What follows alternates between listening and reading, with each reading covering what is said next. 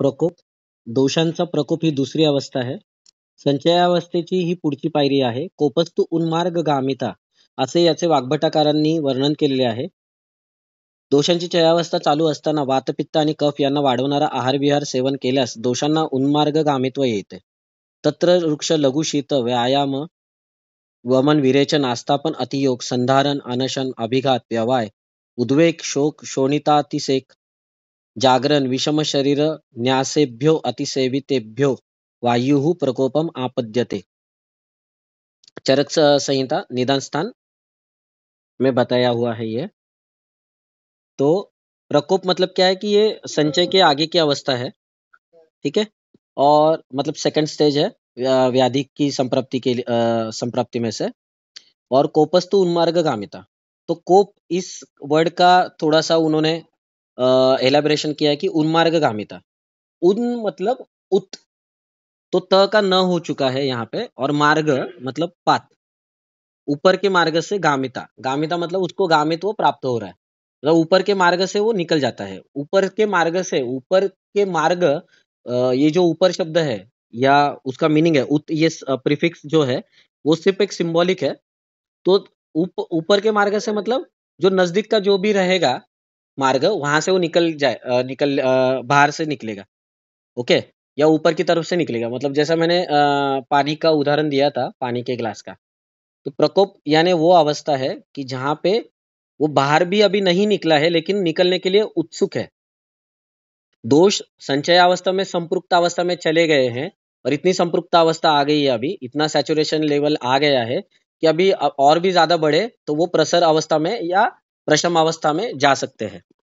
ठीक है. उस अवस्था को प्रकोप अवस्था कहते हैं. इसका मतलब ऑल उन्होंने एलाबरेट क्या किया अप्पा जी ने कि दोषों की जब भी चयावस्था चालू रहती है और उसी समय अगर अपने वात पित्त या कफ इनको बढ़ाने वाला आहार विहार अगर ये किया तो उनको दोषों को उन्मार्गगामित्व आता है. जैसे रुक्ष लघु शीत यानी व्यायाम, सपोज ये वात प्रकोप के हेतु है. वमन विरेचन आस्थापन अतियोग भी वात प्रकोप के हेतु है. संधारण भी वात प्रकोप के हेतु है. अनशन वात प्रकोप का हेतु है सपोज. अभिघात वात और रक्त का हेतु है.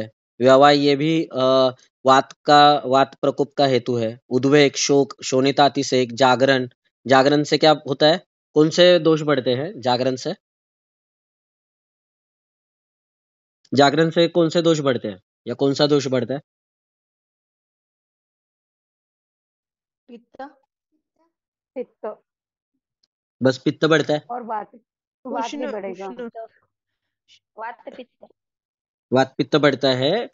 ऐसा स्थौल्य ये वृक्ष क्या बोलते हैं अपना लंघन ब्रुहणी अध्याय में दिया है. ओके.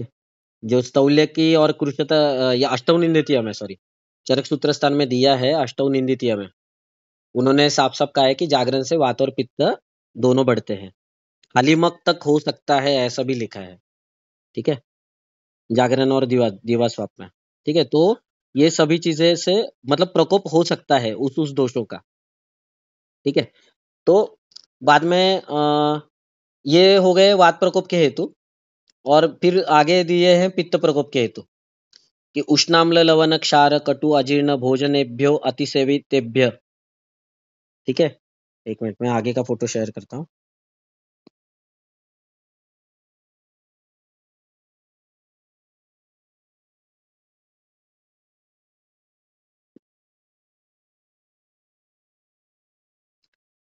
भोजनेभ्यो सेवितेभ्य तथा अति तीक्ष्ण आतप अग्नि श्रम क्रोध विषम आहारेभ्य पित्तम प्रकोपम आपद्यते.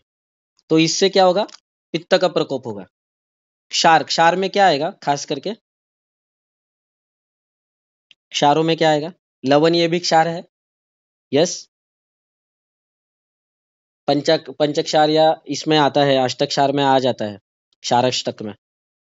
लवण भी, लवण का समावेश है. उष्ण अम्ल यानी क्या है, उष्ण अम्ल लवण क्षारी, इसका कॉम्बिनेशन क्या है, पिकल यानी आचार यानी लोणचं मराठीत, है कि नहीं. यस और नो. सो गए सब लोग. यस. हाँ. यस यस तो मतलब खास करके आपको ये पता भी लगता है. अभी घर का अगर करेंगे ना तो उसमें मुझे दिक्कत यही आती है कि घर में भी जब बनाते हैं, ठीक है, एज अ प्रिजर्वेटिव हम लोग उसमें ऑलरेडी तेल डाल रहे हैं, बट नमक इतना ज्यादा डालते हैं घर पे बनाए हुए इसमें भी। और बाहर का अगर आप लेंगे तो उसमें अम्लता ज्यादा रहती है, उसमें विनेगर ज्यादा रहता है, वो तुरंत बनाया हुआ रहता है, वो घर के जैसा नहीं रहता है। बट घर का जो भी है उसमें भी बहुत ज्यादा नमक रहता है।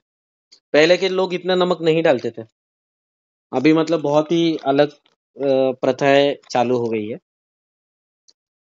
तो पिकल ये भी एक पित्त प्रकोप का हेतु है। अजीर्ण भोजनेभ्यो अतिसेवितेभ्य, मतलब अति भोजन करना ये भी पित्त प्रकोप का हेतु है, क्योंकि भोजन अति किया तो पित्त की क्वांटिटी भी अपने आप बढ़ेगी। ओके, जहां तक वो उसको मदद कर सकता है डाइजेशन करने के लिए, पाचक पित्त। तीक्ष्ण आतप अग्नि, आतप अग्नि मतलब क्या? आतप मतलब क्या? धूप में अगर घूम रहा है कोई, तीक्ष्ण आतप में मतलब बहुत तेज धूप है और घूम रहा है, तो भी पित्त बढ़ेगा, श्रम से बढ़ेगा। क्रोध, विषम आहारेभ्य, ये सभी चीजों से पित्त का प्रकोप होगा। बाद में आते हैं कफ प्रकोप के ऊपर। लेकिन इस ये जो प्रकोप के हेतु देख रहे हैं हम लोग, उसमें आपको ये नहीं भूलना चाहिए कि कोपस्थ उन्मार्गगामिता, मतलब चयावस्था को चयावस्था चालू है उनकी, और ऊपर से आप ये सब चीजें कर रहे हैं, इसके लिए उन्होंने ये श्लोकों का ये कर रहे हैं, मतलब एक्सप्लेनेशन दे रहे हैं। ठीक है, तो फिर बाद में प्रकोप, कफ प्रकोप के हेतु क्या है? स्निग्ध मधुर शीत गुरु शीत पिच्छिल अम्ल लवण दिवा स्वप्न हर्ष व्यायाम व्यायामेभ्यो अतिसेवितेभ्य श्लेष्म प्रकोपम आपद्यते। ऐसा दिखता है क्या पीसीओडी के पेशेंट में? या उष्णाम्ल लवण क्षार के पेशेंट में, शीत पित्त के पेशेंट में दिखता है ऐसा? देखा है आपने? पिकल का के उनको उनको ये आता है, खास करके बारिश के सीजन में। यस और नो? आता है ना, रैशेस आता है, आर्टिकेरिक यस। रैशेस। आपने देखा रहेगा वेफर्स खाने के बाद भी आता है ना? तो सिर्फ उसमें से जो लवण रस है उसकी वजह से भी आता है। ठीक है, तो खास करके मतलब ठाकुर सर है डोंबिवली में, तो वो खास करके भूनिम्बादी काढ़ा यहाँ पे ज्यादा करके यूज करते हैं, भूनिम्बादी क्वाथ। ठीक है, शीत पित्त के केसेस में। लेकिन हम लोग यहाँ पे वही विचार रखते हैं कि अगर शीत पित्त के केसेस में, मतलब अभी आपको बहुत ज्यादा दिखेंगे वो वाले पेशेंट बारिश के सीजन में, क्योंकि शीत संस्पर्शत वायु, तो उसमें आपको वही विचार करना है कि रक्तगत क्लेद है उसका आपको पचन करना है। तो ट्रीटमेंट इज वेरी सिंपल। पटोल 10-2 बजे, मतलब रक्त धात्वाग्नि का वर्धन करना है। हरलू देना है आपान काल में। मूत्रस्य वो जो रक्तगत क्लेद का पचन होगा तो वहीं पे वो रुका रहेगा ना, तो उसका वहन भी होना चाहिए। तो हरलू देना है आपको आपान काल में धनिया पानी के साथ। तो क्या होगा? मूत्रस्य क्लेद वहनम। और सुबह 6 बजे फल दे दीजिए, है ना, तो हो गया ट्रीटमेंट। मग तो वो फिर वो उदर्द हो, कोट हो या शीतपित्त हो, तीनों कंडीशन में सेम ट्रीटमेंट जाती है। ठीक है, सिर्फ उदर्द में टाइम क्यों लगता है या कोट में? अगर पेशेंट आपका, बहुत सारे पेशेंट को ये आदत रहती है कि सुबह उठने के बाद वो कुल्ला करते देखो, और कुल्ला करने के बाद वो अंदर से पित्त बाहर निकालते हैं, तो वो भी एक छर्दी का उदीरन है। ओके, छर्दी के उदीरन की वजह से भी वो, मतलब पित्त तो बाहर पूरी तरीके से जा नहीं पाता, लेकिन उनको सेटिस्फेक्शन लगता है। लेकिन वही पित्त का प्रकोप होने की वजह से, मतलब ये प्रकोप का चल रहा है, इसके लिए मैंने ये एग्जांपल दिया है। तो प्रकोप होने की वजह से क्या होता है? आर्टिकेरिक रैशेस उठते हैं। आप क्रॉनिक आर्टिकेरिया के पेशेंट को पूछिए ना, वो आपको बताएंगे, जलनेति वगैरह करते हैं, देखो वो लोग। ठीक है, आपने देखा है कि नोटिस किया है ऐसा? मैं हाँ बोल रहा हूँ या पूछ रहा हूँ, इसके लिए हाँ मत बोलिए, आप सभी प्रैक्टिशनर है, आपको पता है ये चीजें। यस और नो? यस।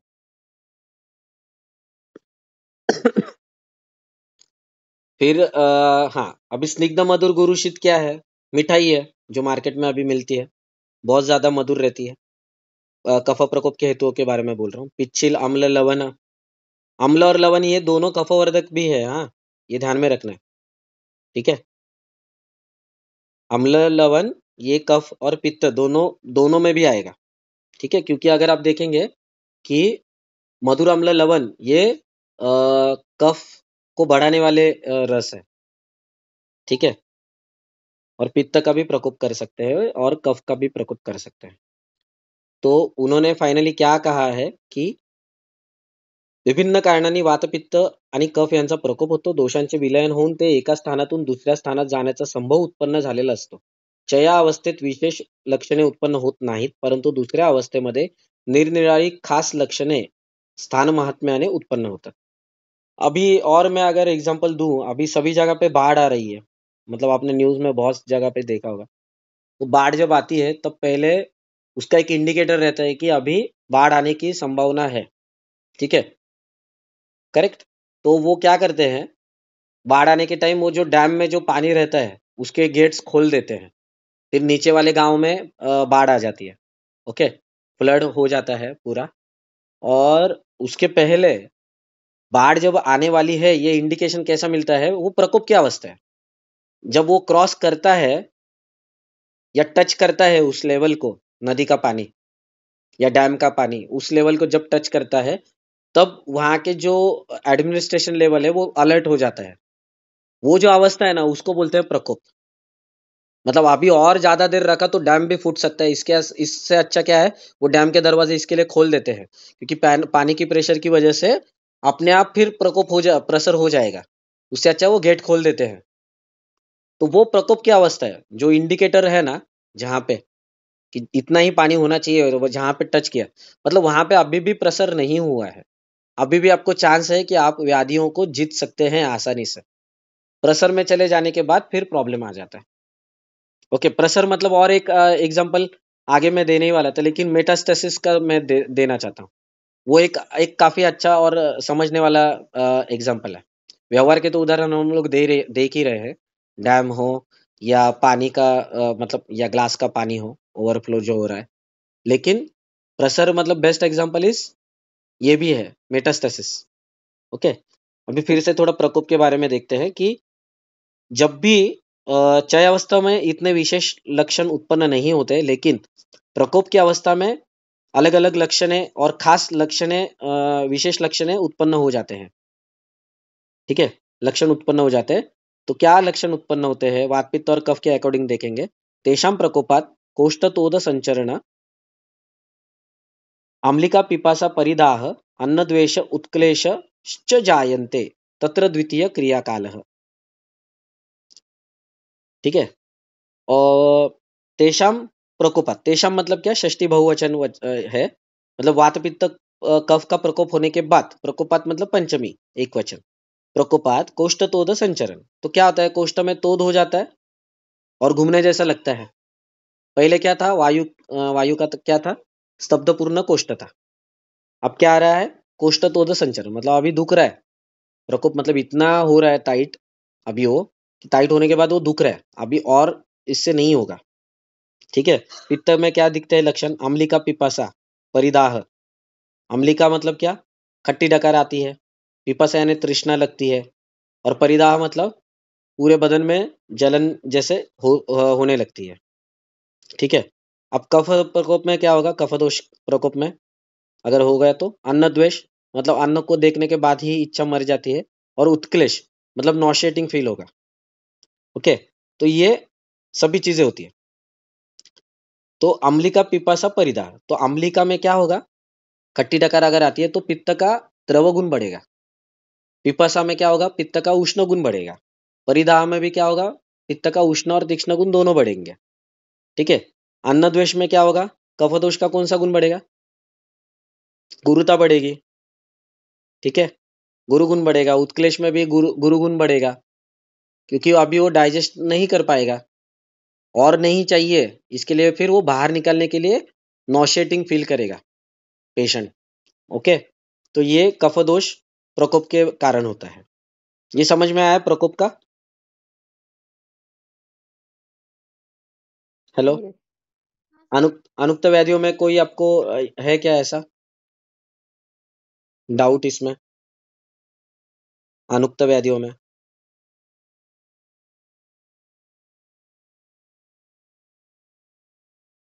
अनुक्त मतलब जो ग्रंथ में वर्णन नहीं किया है, ऐसे कोई व्याधियों में डाउट है आपको प्रकोप के बारे में?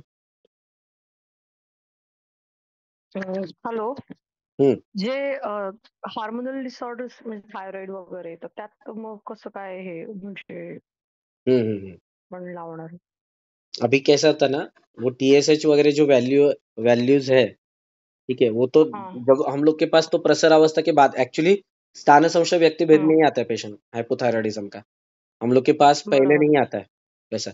लेकिन आलस्य और मन की अरुचि, मानसिक अरुचि, ये मैं प्रधान लक्षण समझता हूँ हाइपोथायराइडिज्म में।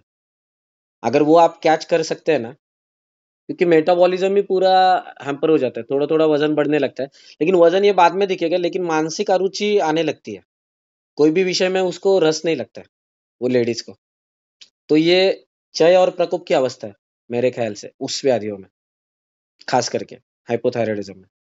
तो इसकी वजह से मतलब ये मेरा व्यक्तिगत अभी ये है, पर्सनल ओपिनियन है, but you can identify some other symptoms also.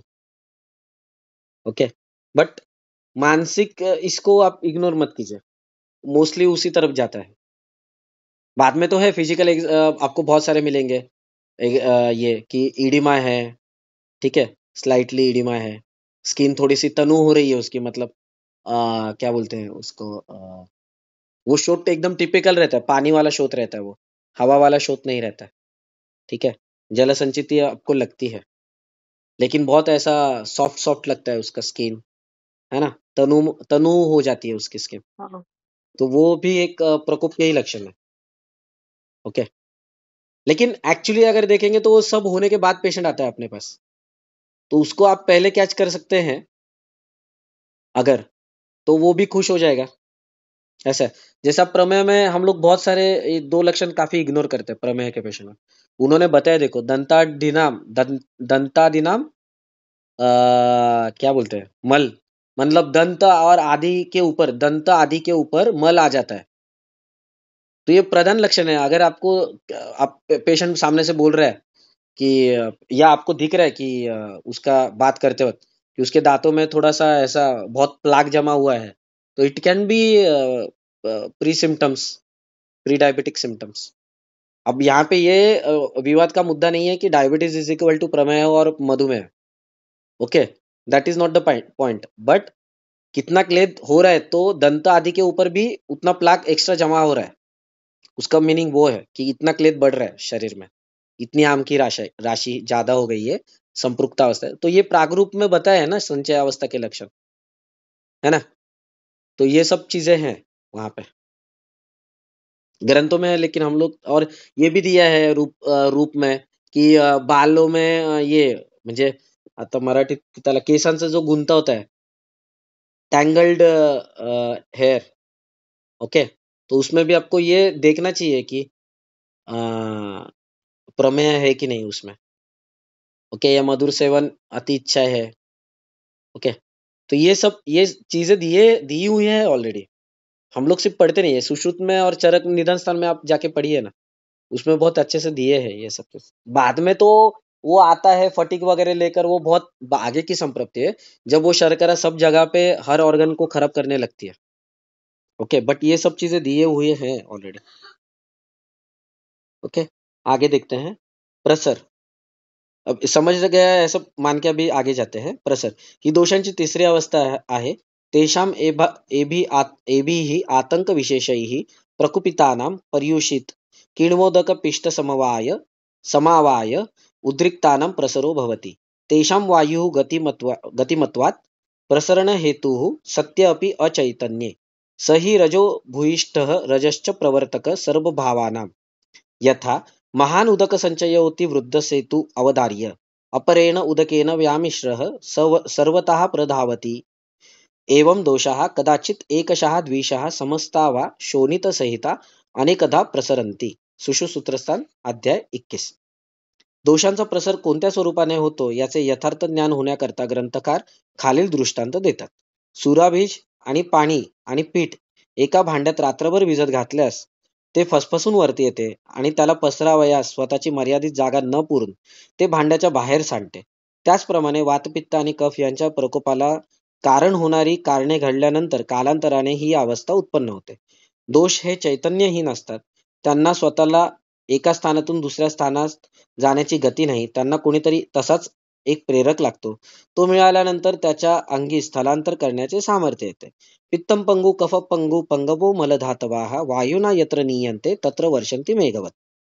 वायूच्या अंगी त्याची स्वतःची अशी स्वतंत्र गती आहे. त्या सामर्थ्यावर तो सर्व दोषांना स्थलांतर करावयास लावतो.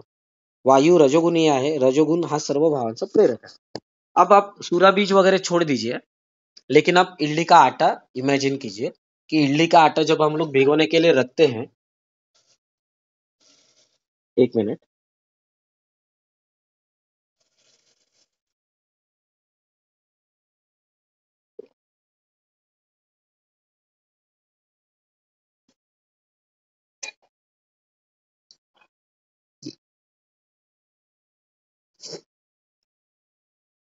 इडली का आटा हम लोग जब भिगोने रखते हैं तो मॉर्निंग में अगर आपने उसके ऊपर ढक्कन रखा तो मॉर्निंग में आप पाते हैं कि वो ढक्कन साइड में चला जाता है. ओके, तो दैट इज द प्रसर अवस्था. ठीक है. या आप अगर आपने इसमें भी देखा होगा, अगर आपका ये शैंपेन उड़ाते हुए आपने देखा होगा इसमें F1 रेसर्स, या जब वर्ल्ड कप वगैरह कोई जीतता है तो, या सेलिब्रेशन के टाइम, ये जो वो भी प्रसर की अवस्था ही है.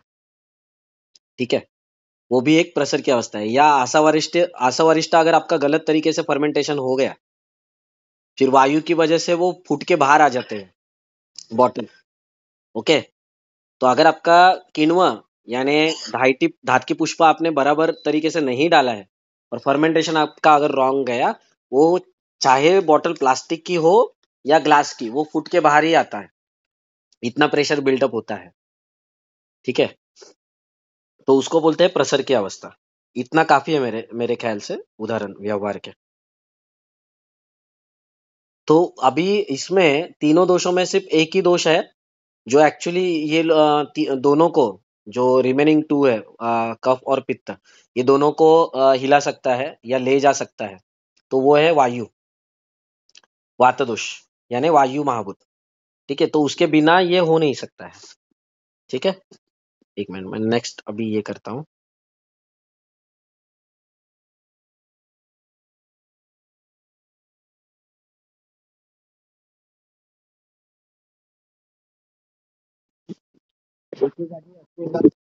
पाण्याचा मोठा संचय अतिप्रमाणात वाढल्यास त्याला स्वतःची जागा अपुरी पडू लागते. अशा वेळी तो संचय आपल्या वाढत्या गतीमुळे आपली पहिली मर्यादा तोडून दुसऱ्या पाण्याशी मिसळतो आणि त्या समवेत आसमंतात प्रसरण पावतो. त्याचप्रमाणे दोषही आपले क्षेत्र सोडून दुसऱ्या क्षेत्रात जाऊन तेथे विकार करावयास कारणीभूत होतात. अभी इसका देखिए बेस्ट एग्जांपल, अगर कफदोष का प्रकोप उसके ही स्थान में होता है, सपोज उसी के स्थान में, मतलब उरस स्थान में होता है, तो हम लोग क्या बोलते हैं उसको, कफज कास कहते हैं. लेकिन वही वात स्थान में, मतलब पक्वाशय के स्थान में अगर जाके कफ का प्रकोप होता है तो उसको बोलते हैं प्रवाहिका. तो उसका डेफिनेशन क्या आता है, मलाक्तम पुनः पुनः बहुशो, बहुशो मलाक्तम पुनः पुनः. मतलब क्या होता है, बार बार वो निस्सरण करता है थोड़ा थोड़ा, तो मराठी में उसको बोलते हैं आव पडली है, या कोकण रीजन के पेशेंट बोलते हैं शेम पडली है. ओके, तो वो जो जैसा उसका ये है स्वरूप प्रवाहिका का, तो थोड़ा थोड़ा चिक्कन या स्त्यान मल कफ, वहां से स्त्यान मल और कफ, ये दोनों प्रवाहन करने के लिए बहुत कष्टता होती है. तो अभी क्या हो गया, पक्वाशय यानी वात दोष का जो स्थान है, या वायु महाभूत का जो स्थान है, सॉरी वात दोष का जो स्थान है, वहां पे जाके कफ दोष गया और वहां पे कफ का प्रकोप हुआ, तो फिर वहां पे प्रवाहिका बोलते हैं उसका. आप समझ रहे हैं ये चीज है. हेलो. हाँ सर. तो जहां पे वो जाता है ना, कौन जाता है, तो पंचकर्म में प्रोटोकॉल कैसा रहता है, जब हम लोग नाना जोशी सर के पास थे, तो पंचकर्म में प्रोटोकॉल कैसा रहता है कि कौन सा दोष का प्रकोप हुआ है वो इंपॉर्टेंट नहीं है, कौन से स्थान में हुआ है वो इंपॉर्टेंट है. पंचकर्म का यही प्रोटोकॉल रहता है. नहीं तो प्रवाहिका के पेशेंट में अगर कफ प्रकोप होता है और ग्रंथों में लिखा है कि कफ दोष बढ़ता है, स्टैन कफ अगर बढ़ता है तो इसका सीधा सीधा मतलब है हम लोग ने तो वहां पे वमन देना चाहिए था एक्चुअली, लेकिन हम लोग क्या देते हैं, पक्वाशय में है ना, पक्वाशय किसका स्थान है, वात दोष का स्थान है, तो पहले बस्ती दे दो, पिच्छा बस्ती देने को कहा है उधर। तो स्थान की चिकित्सा होती है हमेशा, ये स्थान का महात्म्य है, यह हमेशा याद रखो, हमेशा। वातज हृदरोग में भी वमन बोला है कि नहीं, कि वहां पे बोला है बस्ती देना है, वातज हृदरोग में बोला है कि नहीं वमन, बोला है वमन। अपने को लगता है वात प्रकोप होगा, नहीं, कफ, कफ का स्थान है ना, कफ से सूतरा मुरहा, उसकी वजह से वहां पे आया है वमन। तो ऐसा आपको बहुत सारे एग्जांपल्स मिलेंगे जहां पे दिमाग चकरा जाते हैं, लेकिन हमेशा आचार्यों ने भी वही दिया है इंडिकेशन कि हम लोग को हमेशा स्थान की चिकित्सा करनी है, ना कि कोई भी दोष किधर भी जाए, बट किधर जा रहा है उसकी चिकित्सा करे पहले, क्योंकि वो उसको सहारा दे रहा है ना, तो दैट इज द मूले कुठार चिकित्सा। तो वो ये हो गया अपना रूट रूट ट्रीटमेंट हो गया। आप समझ रहे हो मेरी बात, यस और नो? आप भी पंचकर्मा जब यस सर, यस। आप जब पंचकर्मा प्रैक्टिस करते हैं तभी ऐसे ही सोचते हैं ना, कि स्थान के बारे में सोचते हैं कि दोषों के बारे में सोचते हैं। प्रवीण जोशी सर जो थे वो बहुत चिढ़ते थे ये चीजों से, हम लोग जब बोलते थे कफ प्रकोप हुआ है सर, तो बोलते वो दोषों को देखो देखो ही मत बिल्कुल। मतलब जो नाना जोशी सर के जो ये है, अभी sir is running 55-60 around I guess, Praveen Joshi sir. तो जब हम लोग 2016 में गए थे तो वो चिढ़ते थे कि दोष कौन सा बड़ा है वो मत देखो भाई, पहले ये वो देखो कि कहाँ पे गया है उसकी ट्रीटमेंट करो, ऐसा है। ओके, वो बहुत मतलब पंचकर्म जैसे पांचवती के कुछ प्रिंसिपल्स है, जैसे पंचकर्म के भी प्रिंसिपल्स है, और वो थंब रूल्स है। अगर उसने आपको वहां पे अगर आप क्रॉस करते हैं तो फिर आपको रिजल्ट नहीं मिलता है। ओके, अभी और एक प्रेशर की अवस्था देखते हैं। सपोज आपका पित्त बढ़ गया है, बढ़ गया है, बढ़ गया है, ठीक है। पहले फिर पेशेंट लेके आ रहा था आपका ये अम्ली का पिपासा और क्या था, परिदाह था, ठीक है। ये 3 लक्षण लेके आया था। अभी सपोज पेशेंट को शूल हो रहा है पोस्ट मिल, 2.5 घंटे के बाद, 3 घंटे के बाद, तो क्या हो गया, वो परिणाम शूल करके डायग्नोसिस किया।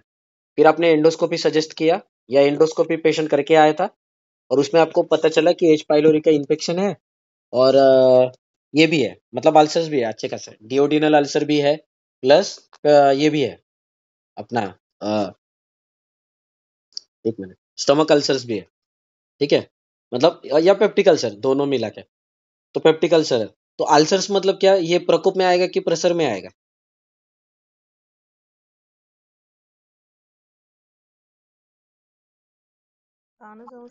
प्रकोप, प्रेशर में,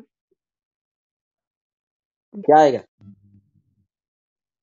उपद्रव होईल ना, हाँ, प्रेशर में आएगा। प्रेशर में आएगा, क्योंकि क्या हो गया, पहले आपको वो हाइपर एसिडिटी पेशेंट बोल रहा था डॉक्टर को, फिर पैंटाप्रेजल वगैरह दिया उसको, ठीक है, लेकिन वो नहीं हुआ कंट्रोल सपोज, और उसका हेतु सेवन चालू है, चालू है, चालू है, तो क्या हो गया, इतना प्रकोप हो गया, इतना प्रकोप हो गया, तो प्रेशर में चला गया।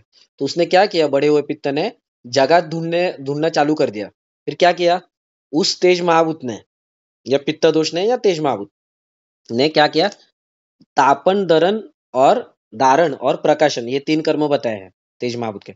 तो दारण कर्म किया, क्योंकि इतना प्रकोप होने के बाद प्रसर अवस्था में जाने के लिए उसने मार्ग ढूंढा।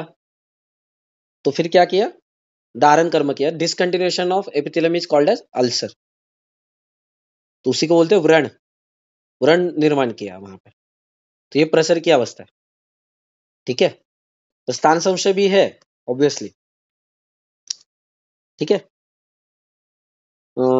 अभी आगे देखते हैं। मैं जानबूझ के दूसरे उदाहरण देख रहा हूं, अगर आपको इससे आपत्ति है तो फिर हम लोग जो जैसा लिखा है वैसे ही जाएंगे, कुछ मुझे प्रॉब्लम नहीं है, टाइम भी बचेगा अपना। अगर वैसा चाहिए तो फिर वैसा जाएंगे, सीधा सीधा पढ़ के। No sir. अच्छा, फैटी लिवर में पित्त स्थान मध्ये कफदोष, हाँ, ठीक है, बराबर बराबर है ये, ठीक है। तो वहां पे आप फैटी लिवर में क्या विचार करते हैं? आपका विचार क्या रहता है? एक या दो जन कोई तो बताइए। पृथ्वी आप बड़ा है पृथ्वी और आप बड़ा है उधर. हम्म।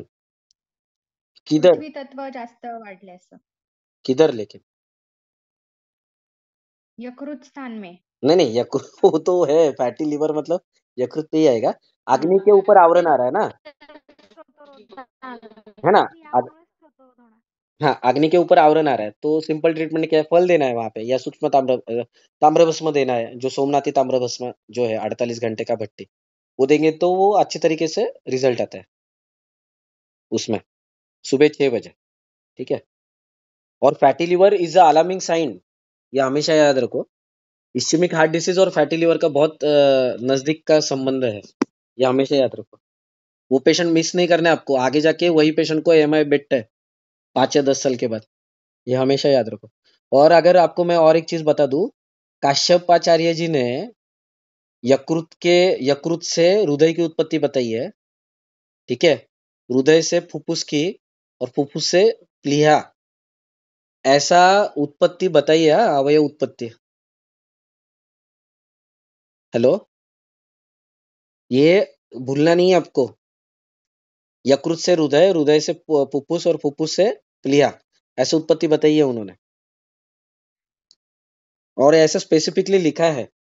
स्पेसिफिकली जब भी आता है ऐसा कुछ, तो हम लोग को वो मतलब गॉड गिफ्ट है ऐसा समझ के लीजिए। और क्लिनिकली उसको कैसे करना है, तो अभी जो मैंने बताया कि जैसा वो टर्न अप हो जाता है फैटी लिवर का पेशेंट, ग्रेड 2 ग्रेड 3 के बाद, ग्रेड 2 और ग्रेड 3 क्या है, वो भी यही है ना, प्रसरावस्था प्रकोपावस्था है वो। या आर्थराइटिस का पेशेंट देखिए, कार्टिलेजस डिस्ट्रक्शन लेके जब आता है, वो क्या है, स्थान संशय के पहले पहले होता है ना, वो बताता है पेन हो रहा है, पेन हो रहा है, पेन हो रहा है कि नहीं? यस और नो, आर्थराइटिस का पेशेंट। और जब आप एक्सरे के ऊपर दिखते हैं, पूरा डिस्ट्रक्शन दिखता है, जॉइंट कैप्सूल पूरा लॉस हो जाता है उसका, वहां का जो कफ का स्निग्ध गुणधर्म रहता है, या मृत्स्न, मृत्स्न करके एक गुण रहता है, वो तो पूरा चला जाता है वहां पे, खरता उत्पन्न होती है, ऑस्टोफाइट्स डेवलप हो जाते हैं, अतिरिक्त पृथ्वी गुण बढ़ने लगते हैं बचाव के लिए, ये सब चीजें दिखती है वहां पे। आगे देखते हैं। हम्म। संप्रप्ति, 5th लाईन देखिए ऊपर से, अगर संप्रप्तीला अनुसरून स्थानानुरूप विकार उत्पन्न करण्यास कारण होतात. सर्व शरीर सुदृढ असताना अतिसारासारखा व्याधी उत्पन्न झाल्यास त्याची योग्य योग्य चिकित्सा होऊन तो बरा होतो. म्हणजे अंतरावर झालेला त्याचा परिणाम पूर्णांशाने जाऊन त्यांना पूर्ववत स्थैर्य आले असा याचा अर्थ होत नाही. ते येण्याकरता स्वतंत्र चिकित्सा करावीच लागते. उधर तो च चाहिए, च. हा, करावी लागते. ती न झाल्यामुळे वातादी दोषांनी काही विकृती उत्पन्न केल्यास त्याचा परिणाम अंतराला जास्त जाचक होण्याचा संभव असतो. बलाधिष्ठानाने सर्व शरीराचा विचार केल्यास व्याधीच्या परिणामामुळे अंतरावर एकदा परिणाम होऊन गेलेला असल्यामुळे त्याचे सामर्थ्य थोडे कमी पडते. अशा बलहीन भूमीवर दोषांकडनं पहिला तडाखा मारला जातो.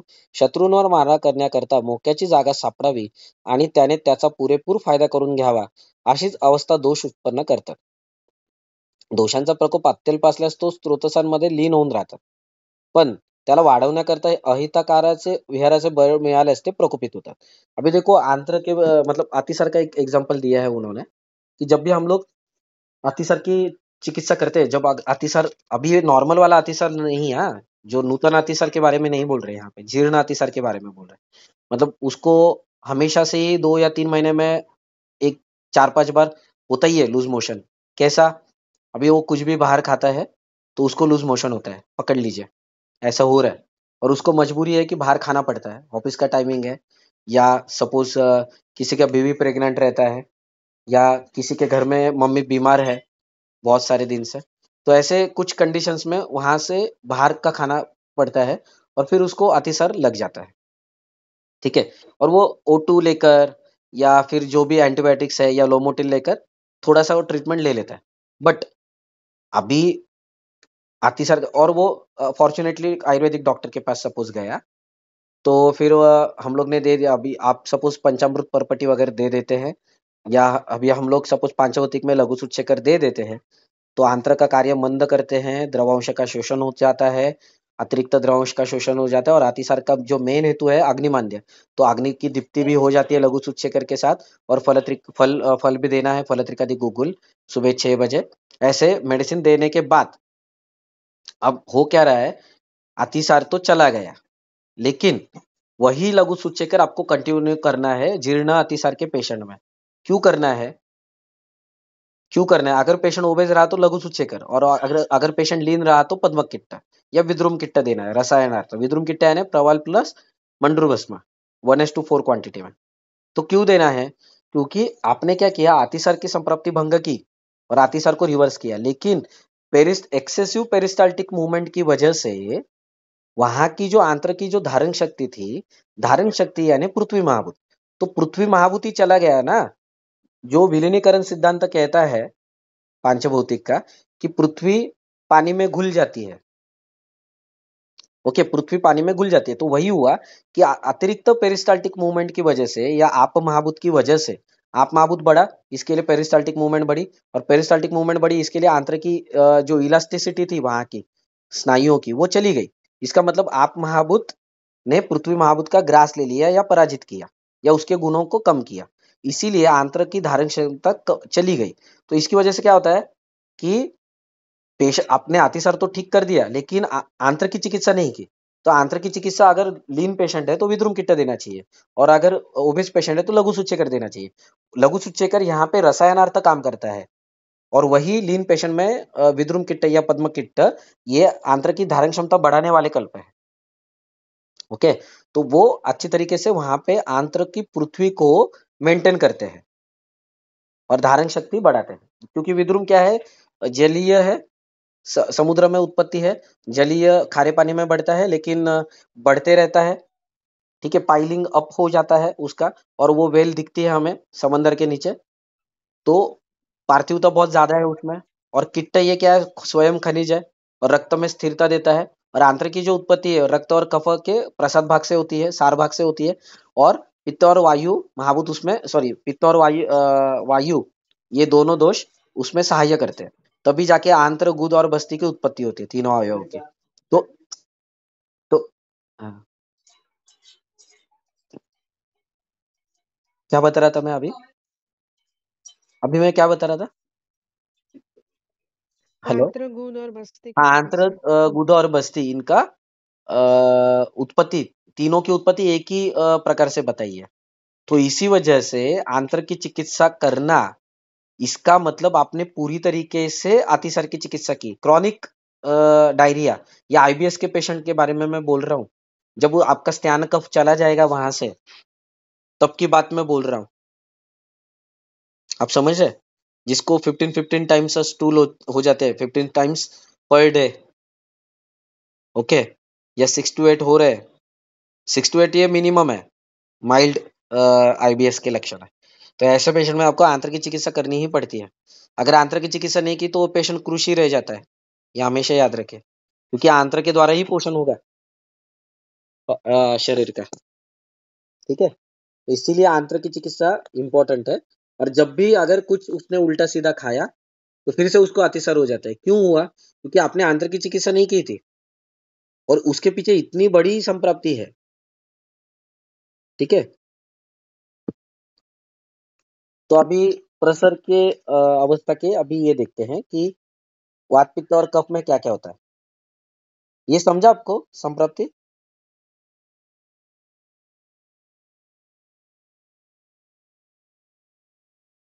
यस। कॉम्प्लिकेटेड नहीं है ना? और एक बार समझा सकते हैं सर?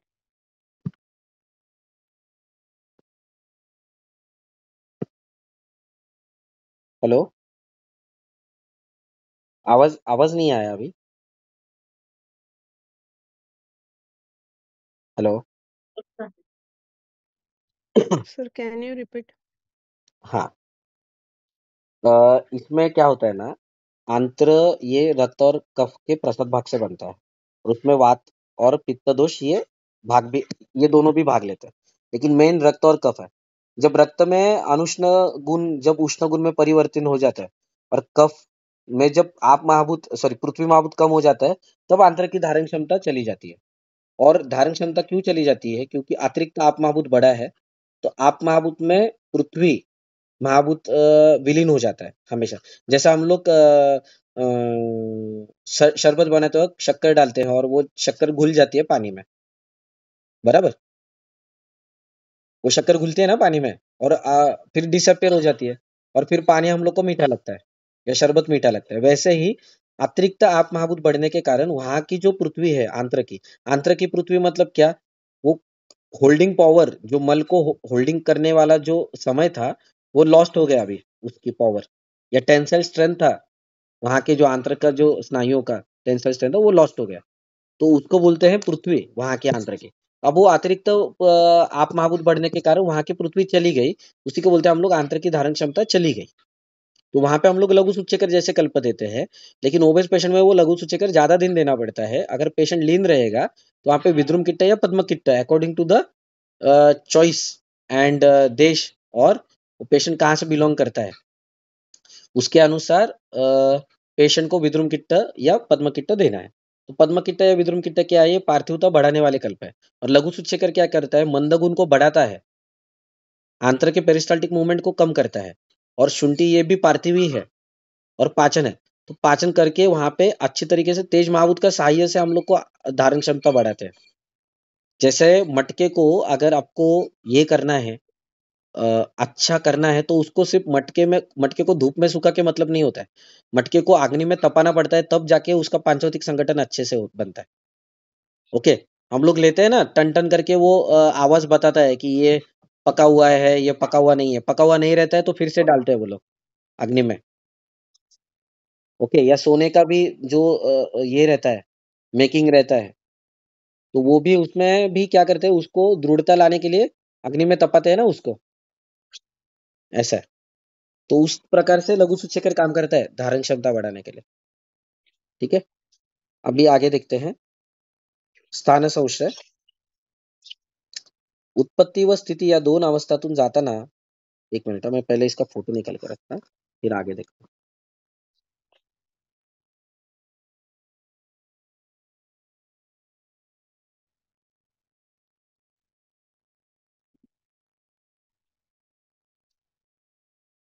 गायत्री तो उठला फक्त, हल्लेला फक्त.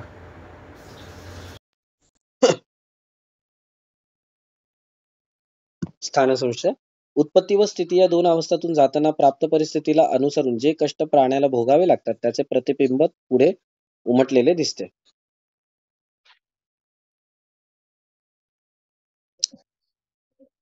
मुलाची वाढ खुंटल्यामुळे अगर तशाच प्रकारची विकृत अवस्था उत्पन्न झाल्याने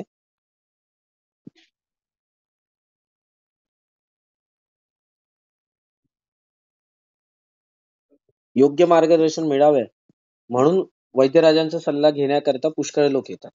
तसेच पोषणाभावी काही विकृतावस्थाही पाहण्यास मिळतात. अशाच प्रकारची एक अवस्था पाहण्यात आली. एका मुलाचा अतिशय गरीब घराण्यात जन्म झाला. गर्भावस्थेत असल्यापासून त्याच्या आईची खाण्यापिण्याकडनं आबाळ झाल्यामुळे जन्मापासून कमालीचे वृक्षत्व त्या मुलाच्या ठिकाणी होते. ते थंडीच्या दिवसात फारच तापदायक होत असे. त्याच्या हाताच्या बोटांना भेगा पडून त्याच्यातून साक्षात रक्त येण्यापर्यंतची अवस्था उत्पन्न होई. सर्व अंग भरभरीत, वृक्ष कोरडे आणि हातपाय अतिशय फुटलेले असे त्याचे स्वरूप असे. तसेच वर्षा ऋतूमध्येही शीतल वारे सुटू लागल्यास त्याचाही त्याला त्रास होत असे. परंतु त्यावेळी रक्त येण्यासारखी अवस्था उत्पन्न होत नसे. उन्हाळा आला म्हणजे निसर्गाच्या बदलाच्या स्वभावामुळे त्याला त्रास होत नसे. त्याचा देह म्हणजे वातदोषाचे साक्षात वसतिस्थानच. शरीरावरील भरभरीतपणा कमालीचा उठून दिसत असे. खाल्लेले अन्न अंगी न लागल्यामुळे त्याच्या शरीरावर अनिष्ट परिणाम होऊ लागला. वयाच्या मानाने उंची व वजन कमीच होते. त्या परिस्थितीमध्ये असताना शरद ऋतू संपताच त्या मुलाला अभ्यंगाकरता ब्राह्मी तेल करून दिले.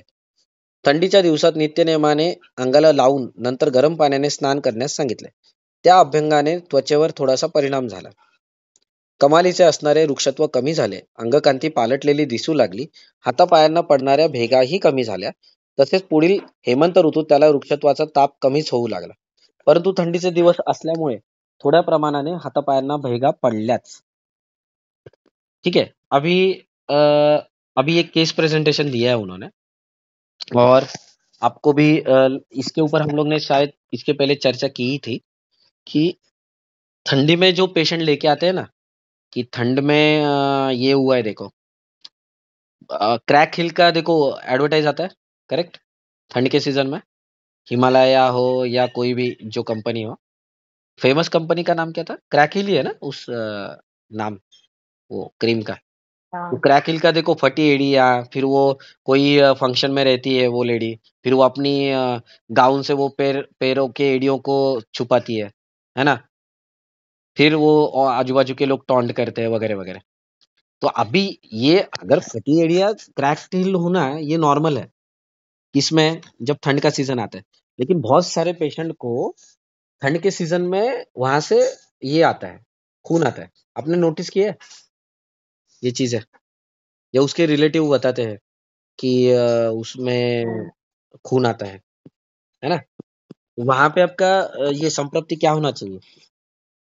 एक्चुअली वो तो समर सीजन में ज्यादा होना चाहिए ना, ग्रीष्म ऋतु में.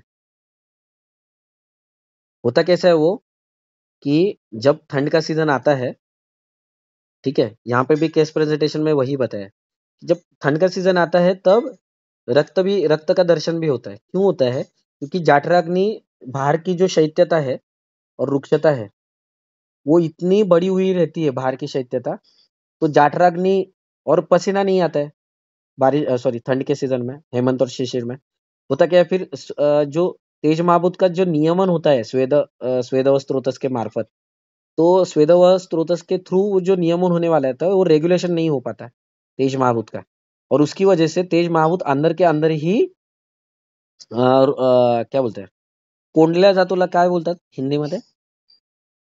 कोंडल्या जातो.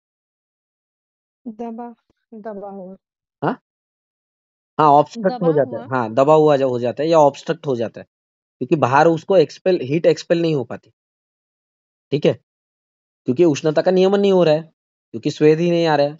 ऑलरेडी स्वेद नहीं आ रहा है, उसके लिए भी स्किन भी रुक्ष हो रही है ना, क्योंकि स्वेदस्य क्लेद विद्रुदी. स्वेद क्या करता है, टॉक्सिन्स को तो बाहर निकालता है अकॉर्डिंग टू लेमैन, बट हम लोग के आयुर्वेद के हिसाब से आंख माबूत का अच्छी तरीके से धारण करके स्किन को मॉइस्चर करने का ये काम करता है.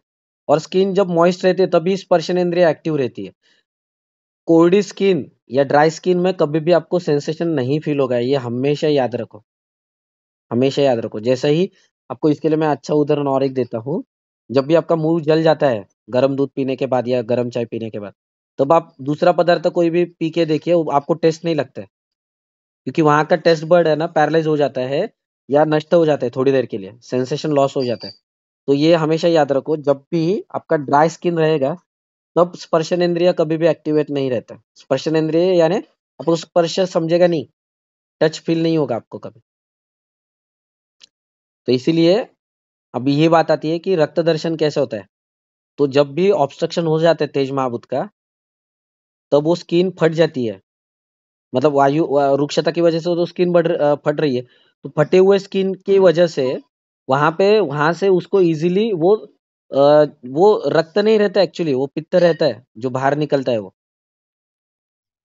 तो रक्त का दर्शन मतलब इतना फटता है तेज महाभूत. तो तेज महाभूत पित्त दोष के समान है, पित्तमेव अग्नि कहा है, और पित्त का ही आश्रय भाव रक्त धातु है. तो रक्त के थ्रू वो हीट बाहर निकलने की कोशिश करती है. That is the protective feedback mechanism. वो प्रसर अवस्था या स्थान संशय की अवस्था है. ओके, तो नियमन करने के लिए देखते हैं.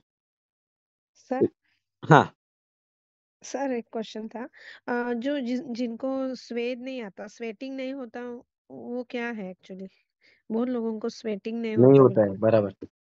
तो वो वही है उसका कि स्वेदवस्त्र होता है, यानी मूत्र लेकिन उसको मूत्र प्रवृत्ति ज्यादा होती कि नहीं, वो पूछना पड़ेगा ना. नहीं नहीं नॉर्मल, लेकिन स्वेटिंग बहुत कम हो रहता है, हम्म. Almost no. तो उसमें क्या दोष उस पे भी डिफेक्ट? उसमें भी वही सोचना है आपको कि इसके बारे में. हीट बढ़ाए क्या हाँ, हीट बढ़ा क्या है, ये स्वेद? तेज महाभूत बढ़ा है, और वायु महाभूत भी बढ़ने के कारण भी होता है. अगर एसी वगैरह ऑन रहेगा तो भी फिर प्रॉब्लम आता है ऐसे पेशेंट में। सुमित सर है यहाँ पे अभी, शायद वो ज्वाइन है। सुमित चित्ते जी से, हेलो सुमित सर है? हाँ है।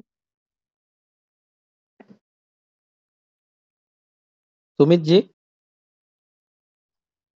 Sir, this is his wife. अच्छा Sumit sir is not there. Okay okay okay. हाँ तो Doctor. उन्होंने मुझे पूछा था, यही टॉपिक निकला था शायद मेरे ख्याल से 2 महीने पहले। Sir, yes, sir. Yes, तो उन्होंने ये yes. पूछा था कि एसी का मुझे समझा नहीं है कि अग्नि कैसे बढ़ेगा है ना, मेरे ख्याल से वो क्वेश्चन पूछा था, तब मैंने आंसर उनको Oh, दिया नहीं था शायद फोन से, yes, sir. है ना। Yes. तो वही यही रीजन है कि स्वेदव स्रोत का अवरोध होता है एसी की वजह से। और इसके लिए आप पाएंगे कि एसी वाले बंदे जो रहते हैं ना, उनको रात को तो अच्छा लगता है लेकिन दिन में चिड़चिड़ करते हैं वो लोग। आप देखो, एसी को सर जिसका आदत रहता है फॅट ना, कमी असेल हाँ फॅट कमी असेल तर पण स्वेद कमी येईल ना? होऊ शकतं ना, होऊ शकतं। बट काय कमी असेल? स्वेद स्वेद व स्रोत से जो है ना, एक्चुअली समान वायु के अंडर आता है। अगर आप चरक चिकित्सा स्थान 28 खोल के देखेंगे तो आपको स्वेद दोषांबु वाहिनी ये ऐसा लिखा है, जो चरक चिकित्सा स्थान 4था या 5वां ही श्लोक है शायद मेरे ख्याल से, उसमें आप देखो जाके। तो स्वेद ये संकल्पना जो है, अभी ये मेद का उपधातु बोला है, सॉरी मल बोला है, ओके हम्म, स्वेद, ठीक है। और मलों हम्म, को ना खुद का गति नहीं रहता, उपधातु और मलों को खुद का अग्नि नहीं रहता है, ठीक है। तो ये पूरी तरीके से धातुओं के ऊपर ही डिपेंड रहते हैं। तो अगर स्वेद नहीं आ रहा है तो मेद धातु क्रांति मैडम आपको चेक करना पड़ेगा कि कैसा है, पेशेंट लीन है, ओबेज है। अगर ओबेज रह के भी स्वेद नहीं हो रहा है तो इस थिंग टू वरी, तो आपको चातुर्तक जैसे कल्प देने पड़ेंगे। अगर स्वेद नहीं आ रहा है सपोज और उष्णता बढ़ी हुई है, तो आपको परिपाठादि रजनीयोग हारू जैसे कल्प देने पड़ेंगे। या सीआरएफ का पेशेंट है और स्वेद नहीं आ रहा है तो श्वद्रवशादी जैसा श्वद्रवशादी गुगुल जैसे कल्प देने पड़ेंगे। तो स्वेद न आने के कारण भी बहुत अलग अलग हो सकते हैं।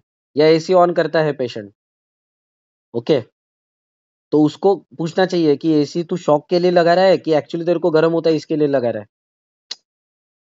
कोई कोई कैसा रहता है ना, मतलब उसको आदत ही रहता है एसी का, लेकिन वो लॉन्ग टर्म के लिए अच्छा नहीं है ना। यू आर टेकिंग मॉइस्ट क्या बोलते हैं, कंडीशनड एयर ले रहे हैं ना आप, तो वो भी अफेक्ट करता है, लंग्स को भी अफेक्ट करता है। और जब भी स्वेद नहीं आते तो डायरेक्टली अफेक्ट होता है उसके किडनीज के ऊपर, ये हमेशा याद रखो।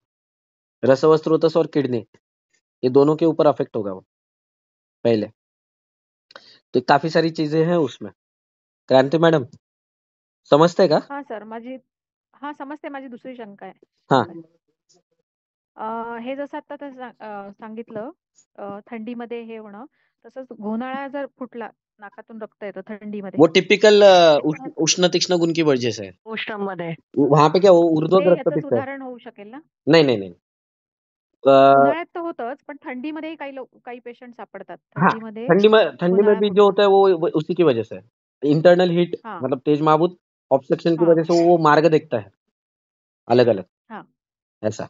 प्रसरावस्थेचं हाँ हे एक असू शकेल ना यस उदाहरण? यस यस असं विचारायचं होतं. यस। हां, लेकिन जो थँक ग्रीष्म यू. ऋतु में होता है वो रक्तपित्त है, हां, वो ऊर्ध्वक तेज रक्तपित्त. महाभूत के उष्ण तीक्ष्ण गुण की वजह से, हां, हां.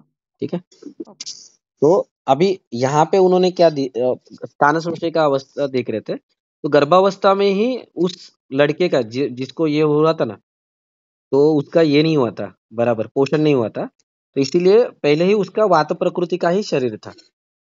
और ऊपर से उसको ठंड के सीजन में जब ये होता था, रुक्षता बढ़ती थी निसर्ग में और शैत्यता भी बढ़ती थी, तब ये रक्त दर्शन होता था, क्योंकि उससे उसका पहले से ही हाइट भी बढ़ा हुआ नहीं था, पेशेंट लीन था, ऐसा केस प्रेजेंटेशन है। तो अप्पा जी ने क्या किया था वहां पे, वो इंटरेस्टिंग चीज है, उसको ब्राह्मी तेल दिया। देखो अभी ब्राह्मी का अगर आप पेड़ देखेंगे तो वो it runs parallelly to the ground. आपने देखा है क्या ब्राह्मी का पेड़? पेड़ इन द सेंस मतलब जो क्षु पर रहता है, वो देखा है क्या? इट ऑलवेज रन्स, मतलब पेड़ नहीं रहता है, पौधा नहीं रहता है उसका, वो जमीन को समांतर बढ़ता है पैरेलली। आपने देखा है क्या? नील ब्राह्मी हो या हाँ सर, ब्राह्मी? देखा है. Yes Yes, yes yes. या येस अभी लता ब्राह्मी को होती. ये भी छोड़ो. हाँ लता है बराबर. क्रीपर क्रीपर है वो. या आप Prefer, मंडूक yes. परनी देखिए. मंडूक परनी भी वैसी बढ़ती है ना. तो ये क्या दर्शाता है? सरगुण दर्शाता है आप महाभूत का. समझ में आया बात? ठीक है. ब्राह्मी हम लोग को सिर्फ मेद्य इतना ही ध्यान में रहता है. लेकिन स्निग्ध गुणात्मक है ब्राह्मी, है ना. और सर्वगुणात्मक है. आप महाभूत को ये शो करती है. तो आप महाभूत वाला कल्प दिया और तेल दिया है. तेल क्यों दिया है? वात का वृक्ष गुण जो है वायु महाभूत का, उसको सबसाइड करने के लिए तेल दिया है. और तेल क्या करता है? न च कफवर्धनम, है ना. लेकिन वात वात को अच्छी तरीके से जीतता भी है. ओके. तो वात दोष का पैसिफिकेशन भी हो रहा है और ब्राह्मी तेल से हम लोग को ब्राह्मी से ये भी मिल रहा है, सरगुण, और ये भी मिल रहा है. सरगुण रहेगा ना, सर्वांग रुक्षता जब भी रहती है तब अभ्यंग क्यों बोलते हैं? क्योंकि तेल में ही वो क्वांटिटी सॉरी एबिलिटी है सरगुण. क्योंकि तेल भी आप महाभूत को ही रिप्रेजेंट करता है ना. लेकिन उसको और अच्छा आप महाभूत देना है तो फिर ब्राह्मी दिया है जानबूझ के यहाँ पे. जैसा आपको वातज कास्ट में खरजूरारिष्ट दिया था, हम लोग ने लास्ट टाइम रीड किया था, देखो, है ना. आपको याद है कि लास्ट टाइम कोई थे इसमें से जहाँ पे खरजूरारिष्ट दिया था, देखो, वातज कास्ट में. क्योंकि ये हाँ. हाँ, तो वहां पे खरजूर ये ये है क्या बोलते हैं, बल्य भी है, मांस बल्य बताया खरजूर अप्पा जी ने. तो वो सोच के वहां पे वो दिया था लंग्स के इसमें. बाकी का मतलब वातज काल में दिया था जानबूझ के. गुरु है, बल्य है, इसकी वजह से, और स्निग्ध भी है. वैसा ही ब्राह्मी तेल है यहाँ पे. और ठंडी के दिनों में ये दिया और गर्म पानी का स्नान करने के लिए कहा. और उसकी वजह से फिर त्वचा के ऊपर उसका अच्छा रिजल्ट दिखा. लेकिन तो भी उसको हाथ और पैर के ऊपर ये क्रैक्स मतलब कंटिन्यू किया था. लेकिन उसको और ज्यादा दिन कंटिन्यू करना पड़ेगा क्योंकि वो सहज मतलब उसका पोषण बराबर नहीं हुआ था उसकी वजह से. Okay. Now we will stop here क्योंकि आगे का थोड़ा एक स्थान विषय का बड़ा है. इन तीनों कवर करते हैं नेक्स्ट टाइम. ठीक है. सर हाँ बोलो. सर मैंने वो जैसे कि पेशेंट है ना फैटी लीवर के नहीं होते पर उनको गॉल ब्लैडर पॉलिप हाँ होता हाँ है आपने तो पूछा वहां था पे बस. क्या। स्लज वगैरह दिखता है ना, तो स्लज मतलब क्या? कीचड़ है हाँ वो, कीचड़. स्लज हाँ का ही करेक्ट। आगे जाके ये बनता है स्टोन. तो ये प्रकोप की अवस्था हाँ है. सर। हम्म. हाँ ताम्रभस्म दे सकते हैं वहां पे, या फल भी दे सकते हैं. ओके वहां पे हम लोग को वही है ना कि ओके। स्लज फॉर्मेशन हो रहा है, मतलब अभी वो जो पित्त का जो द्रवता है ना वो कम हो रही है वहां की. तो आगे जाके वो स्टोन बनेगा. समझ में आया बात? और पॉलिप का कैसे अर्श की तरह जैसे हाँ व्यास हाँ हाँ धातु हाँ हाँ. मतलब लेकिन तो वहां पे। वो अग्नि के स्थान पे है ना, तो वहां पे पृथ्वी हाँ बढ़ सर। रही है ये समझ के ही वैसा मेडिसिन देना चाहिए. फल वही रहेगा, medicine will be the same. और आप साक्षात अग्नि को ट्रीट कर रहे हैं वहां पे. मतलब अग्नि के घर पे जाके ट्रीटमेंट कर रहे हैं आप. हाँ ऐसे. सर। अभी हम लोग का एक जीबी स्टोन का चालू है केस. ठीक है. तो उसको हम लोग ने मेडिसिन दिया था, ये सब चीज. बीच में उसको मम्स हुआ, तो फैटी लिवर के लिए तो मेडिसिन नहीं दिया था हम लोग ने. और उसको स्टोन भी था राइट किडनी में. देखो राइट किडनी में स्पेसिफिकली बता रहा हूँ. तो राइट किडनी में स्टोन था और उसको 10 to 13 mm के 4 स्टोन है. हाँ, और फैटी लिवर था ग्रेड 1. तो 1 महीने के बाद, एक या हाँ 1 डेढ़ महीने के, क्योंकि उसको मम्स हुआ था तो उसने मेडिसिन डिसकंटिन्यू किया था. 1.5 महीने के अंदर ही उसका फैटी लिवर भी रिकवर हो गया. ठीक है, मतलब नॉर्मल लिवर आया है, नो एकोजेनेसिटी. ठीक है. और सेकंड थिंग, मतलब राइट किडनी का जो स्टोन था वो चला गया. स्टोन नहीं है वो, बोनस था हम लोग के लिए. आप समझ रहे मेरी बात? राइट साइड में क्यों? क्योंकि यकृत की चिकित्सा की ना, खास करके. इसकी वजह से जो मतलब आपा जी हमेशा क्या कहते हैं कि लेफ्ट साइड में जो भी रहेगा वो आपको इसकी चिकित्सा करनी है, क्लियर की. और राइट में रहेगा तो यकृत की चिकित्सा करनी है. तो हम लोग को मिल गया राइट किडनी में भी, ये मिल गया रिजल्ट. ठीक है. और फैटी लिवर भी रिवर्स हो गया, और थोड़ा सा साइज चेंज हुआ था स्टोन का, मतलब रेड्यूस हुआ था। तो ये चीजें देखने को मिलती है। मतलब जो गॉल ब्लैडर में, सॉरी, कॉमन बाइल डक्ट में जो फंसा हुआ था 7 mm का, वो नहीं है अभी वहां पे स्टोन। मतलब रिजल्ट मिलता है ये चीजों से, क्योंकि हम लोग को क्या करना है, गॉल ब्लैडर का स्टोन हो, स्लज हो, वॉटेवर हो, लेकिन हम लोग को एक ही ट्रीटमेंट याद रखना है कि पित्त को सरगुण हम लोग को प्राप्त करके देना, यही ट्रीटमेंट रहता है। फिर वो ताम्र भस्म हो, कुमारी भस्म हो, सॉरी कुमारी आसव हो, फलत्रिकादि क्वाथ हो, फलत्रिकादि गुगुल हो, या परिपाटदि काढ़ा हो, हम लोग के दिमाग में वही चाहिए कि पित्त का सरगुण हम लोग को रीस्टेब्लिश करना है। अगर नहीं हुआ तो फिर प्रॉब्लम आएगा, स्लज होगा नहीं तो स्टोन होगा, ऐसा है। ठीक है, okay, now we will stop here. चलो बाय। सर एक क्वेश्चन था। पूछो जल्दी। सर ये टॉपिक से रिलेटेड नहीं है, बट जब बुद्धि इंद्रिय की आपने चिकित्सा बताई थी उसमें जटामांसी फांट का यूज करना था, तो हम उसकी जगह जटामांसी ऑयल भी यूज कर सकते हैं क्या? मैंने नहीं किया है मैडम, मतलब आप जटामांसी अर्क के बारे में पूछ रहे हैं मुझे शायद, हाँ, कि ऑयल, सिद्ध ऑयल ऑयल। भी आता है ना जटामांसी का, तो वो यूज कर जटामांसी का सकते ऑयल हैं मतलब क्या? वो सिद्ध तेल होगा ना मैडम। हाँ। क्या है ना, फांट मतलब क्या है, हम लोग को फांट ये जो कल्पना है, तेल ये कल्पना उसके लिए उष्ण होगी, मतलब हाँ, क्या बोलते हैं, उष्ण यानी उष्ण। तेज महाभूत हाँ, भी उसमें नहीं नहीं तेज का आ नहीं, जाएगा। मतलब क्या बोलते हैं हम लोग, ज्यादा हो जाएगी उसके लिए। हम्म। तो बुद्धिंद्रिय ये बहुत ये है, नाजुक अवयव है, एकदम फ्रेजाइल ऑर्गन है। ठीक है, तो उसके लिए हाँ। फांटे क्यों बोलते हैं, क्योंकि जो एक तो जटामांसी का तेल निकलना, अगर आप सिद्ध करते हैं, अगर अर्क निकलते हैं तो ठीक है, बट अर्क कल्पना भी मतलब बहुत, अर्क इटसेल्फ कॉल्ड एज अ सूरज, अर्क मतलब सूरज, सूरज को अर्क बोलते हैं। हम्म। अर्क प्रकाश यानी सूरज का प्रकाश, ऐसा है। हाँ। तो अर्क कल्पना ये तीक्ष्ण क्यों बताई है, या उसका हाई पेनिट्रेशन लेवल रहता है, तो उतने की जरूरत नहीं है हमें।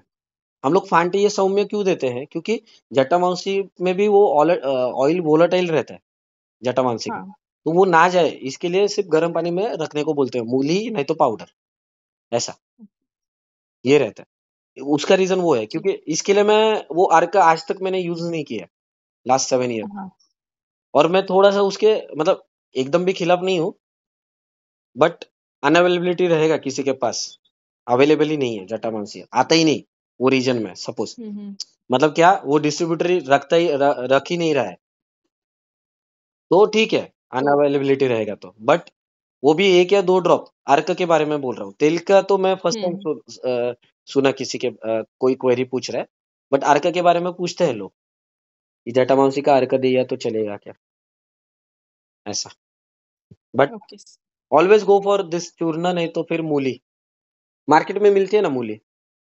हाँ, हम्म? मिलते हैं। हम्म। ठीक है जो सर, अभी अभी थैंक तक जो अवेलेबल है, वो भगवान की कृपा समझ के वही यूज कीजिए, जब नहीं ओके रहेगा तब सर। देख लेंगे, फिर हम लोग को तो विचार करना ही पड़ेगा कुछ ना कुछ अलग। ठीक है, लेकिन ठीक है जितना सर, हो सकता है ना, जितना थैंक अप्पा जी ने जैसा बोला है उतना करने की कोशिश करो, तो वैसा ही रिजल्ट फिर करते हैं। मिलते हैं, और फिर आनंद की प्राप्ति भी आती है साथ में, है ना। ठीक है, चलो, ठीक है सर। ओके, शुभ रात्रि। Thank you. थैंक्स। थैंक्स।